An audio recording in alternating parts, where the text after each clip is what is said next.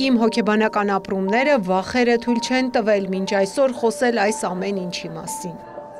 Սա մի հատված է սեռական բռնության ենթարկված անձի կյանքի պատմությունից, նա արդեն չի վախենում այդ մասին խոսել։ Անանուն, բայց իրական պատմության հերոսները բարդ ճանապարհ անցնելով հաղթահարել են հոգեկան տրավման։ Մարդկային խեղված ճակատագրերի մասին աղաղակող այս ցուցահանդեսը բացվել է սեռական բռնության դեմ պայքարի և իրազեկման ամսվա շրջանակում։ Տարեկան մոտավորապես 40-ից 50 դեպքի հետ ենք աշխատում, միշտ դիմողների կեսը անչափահասների դեպքեր են լինում, հիմնականում կեսը,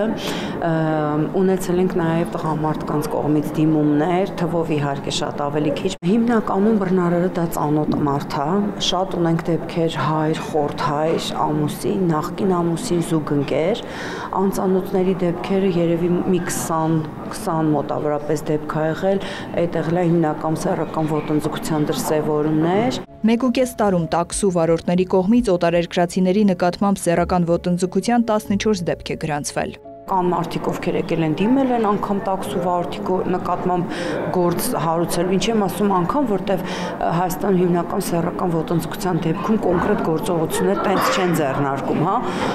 բայց ունենք անգամ դիմումներ, դեռ չունենք պատասխաններ, որտեվ մի տարվա ընթացքում ոնց որ եղել։ Սեռական բռնության և ոտնձգության կանխարգելման նպատակով ցուցահանդեսից բացի ՄԱԿ-ի բնակչության հիմնադրամի հայաստանյան գրասենյակը նաև հանդիպում քննարկում է նախաձեռնել։ Մենք նախարարության մեր գործընկերների հետ և փորձագետների ներգրավմամբ մշակել ենք բժշկական ուղեցույց, որը պետք է օգնի բուժաշխատողներին սեռական բռնության դեպքերում առնչվելիս որոշակի կանխարգելիչ գործողություններ կատարել, որպեսզի օրինակ սեռավարակները կանխարգելվեն և սեռական բռնության ենթարկված անձը քիչ ավելի տրավմայի ենթարկվի։ ԱՀԿ-ի տվյալով աշխարհում 5 կնոջից մեկը ամեն օր ենթարկվում է բռնության, այդ թվում սեռական։ Սակայն կարծրատիպերի պատճառով սեռական բռնության դեպքերը քիչ են հանրայնացվում։ Մեծ կարծրատիպերի առկայություն, գործերի քննության առանձնահատկությունները հաշվի չառնել եւ այլն, եւ այս ամենի առնչությամբ նախ մենք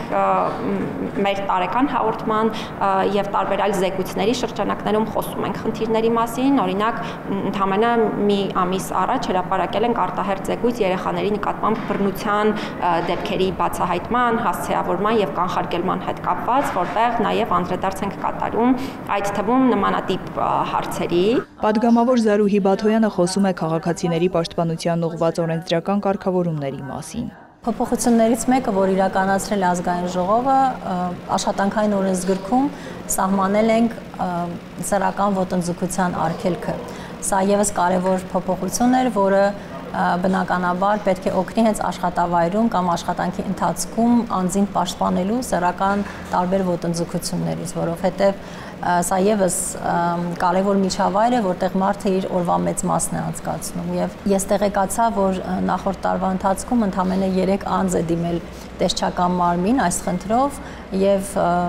լուրջ հետևանքներ որպես այդպեսին չեն եղել, բայց կարևոր է, որ արդեն դիմումները կան։ Քննարկման փուլում է ևս մեկ օրենսդրական նախաձեռնություն, որի նպատակն է առողջապահական ծառայությունները ավելի հասանելի դարձնել սեռական բռնության ենթարկված անձանց։ Կարևորվում է այս ուղղությամբ գործակցությունը շահագրգիռ այլ կառույցների հետ։ Մասնավորապես իրավապահ համակարգի, բժշկական հաստատությունների եւ իհարկե հասարակական կազմակերպությունների, որովհետեւ անձը, ով ենթարկվել է բռնության, պիտի վստահ լինի,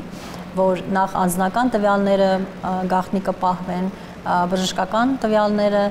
երկրորդ, որ ինքը պաշտպանված կլինի, չի թիրախավորվի։ Խորհրդանշական այս ծառի վրա հանդիպման մասնակիցների խոստումներն են աջակցել սեռական բռնության ենթարկված անձանց պայքարել այդ երևույթի դեմ։ Նարեկ Ոսկանյան, Աշոտ Խաչատրյան, լուրեր։